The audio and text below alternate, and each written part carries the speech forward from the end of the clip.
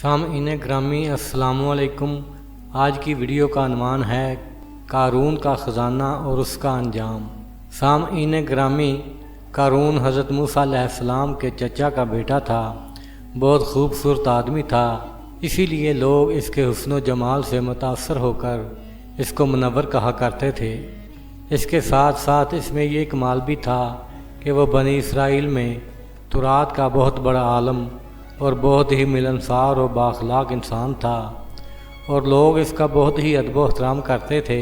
لیکن بے شمار دولت اس کے ہاتھ میں آتے ہی اس کے حالات میں ایک دم تغیر پیدا ہو گیا اور سامری کی طرح منافق ہو کر حضرت موسیٰ علیہ السلام کا بہت بڑا دشمن ہو گیا اور اعلیٰ درجے کا متکبر اور مغرور ہو گیا۔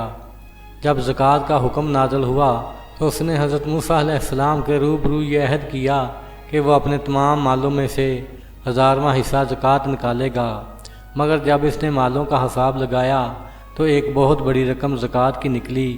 یہ دیکھ کر اس پر ایک دم لالچ کا بھوت سوار ہو گیا اور نہ صرف زکوٰۃ کا منکر ہو گیا بلکہ عام طور پر بنی اسرائیل کو بہکانے لگا کہ حضرت موسیٰ علیہ السلام اس بہانے تمہارے مال کو لینا چاہتے ہیں۔ یہاں تک کہ حضرت موسیٰ علیہ السلام سے لوگوں کو بدظن کرنے کے لیے اس خبیث نے یہ گندی اور گنونی چال چلی کہ ایک عورت کو بہت زیادہ مال و دولت دے کر آمادہ کر لیا کہ وہ آپ پر بدکاری کا الزام لگائے۔ چنانچہ عین اس وقت جب کہ حضرت موسیٰ علیہ السلام واعظ فرما رہے تھے، قارون نے آپ کو ٹوکا کہ فلاں عورت سے آپ نے بدکاری کی ہے۔ حضرت موسیٰ علیہ السلام نے فرمایا کہ اس عورت کو میرے سامنے لاؤ۔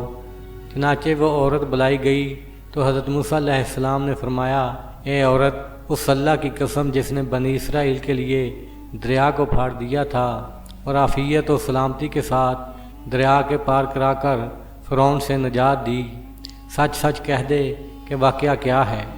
حضرت موسیٰ علیہ السلام کے جلال سے عورت سہم کر کانپنے لگی اور اس نے مجمع عام میں صاف صاف کہہ دیا کہ اے اللہ عز و جل کے نبی، مجھ کو قارون نے کثیر دولت دے کر آپ پر بہتان لگانے کے لیے آمادہ کیا ہے۔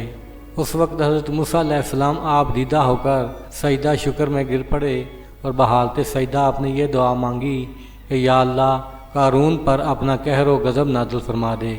پھر آپ نے مجمع سے فرمایا کہ جو قارون کا ساتھی ہو وہ قارون کے ساتھ ٹھہرا رہے اور جو میرا ساتھی ہو وہ قارون سے جدا ہو جائے۔ چنانچہ دو خبیثوں کے سوا تمام بنی اسرائیل قارون سے الگ ہو گئے۔ پھر حضرت موسیٰ علیہ السلام نے زمین کو حکم دیا کہ اے زمین، تو اس کو پکڑ لے، تو قارون ایک دم گھٹنوں تک زمین میں دھنس گیا۔ پھر آپ نے دوبارہ زمین سے یہی فرمایا تو وہ کمر تک زمین میں دھنس گیا۔ یہ دیکھ کر قارون رونے اور بلبلانے لگا اور قرابت داری اور رشتہ داری کا واسطہ دینے لگا، مگر آپ نے کوئی التفات نہ فرمایا، یہاں تک کہ وہ بالکل زمین میں دھنس گیا۔ دو منحوس آدمی جو قارون کے ساتھ ہوئے تھے لوگوں سے کہنے لگے کہ حضرت موسیٰ علیہ السلام نے قارون کو اس لیے دھنسا دیا ہے تاکہ قارون کے مکان اور اس کے خزانوں پر خود قبضہ کر لیں۔ اس پر آپ نے اللہ تعالیٰ سے دعا مانگی کہ قارون کا مکان اور خزانہ بھی زمین میں دھنس جائے۔ چنانچہ قارون کا مکان جو سونے کا تھا اور اس کا سارا خزانہ سبھی زمین میں دھنس گیا۔